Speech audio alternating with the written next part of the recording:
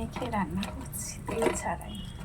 Tomato দিয়েছি, পেঁয়াজ দিয়েছি, আর কি দিয়েছি বলতো, দিয়েছি আলু আর আদা রসুন জিরে বাটা, ধনে বাটা, গোলমরিচ বাটা, গরম মশলা গোটা বাটা, আর তেজপাতা, কাঁচা লঙ্কা বাটা, গুঁড়ো লঙ্কা, হলুদ, সব কুচানো পেঁয়াজ, বাটা পেঁয়াজ সব দিয়ে ভালো করে মাখিয়েছি।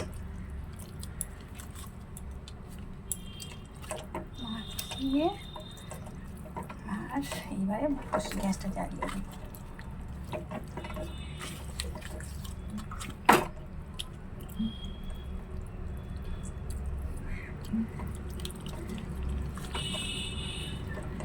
খুব সুন্দর হয়, জানো তো, এত সুন্দর হয়। এবার এটাকে একদম গ্যাসটা লো ফ্লেমে দিয়ে আস্তে আস্তে এটাকে করব। এবারে মাখা হয়ে গেছে, একটু জল দেবো না, তেলও দিইনি, একটু নুন দিয়ে দিয়েছি, সামান্য চিনিও দিয়ে দিয়েছি, সব দিয়ে পুরো মাখিয়ে দিয়েছি। এখানে বসিয়ে দেবো, ঢাকাটাও দিয়ে দিই।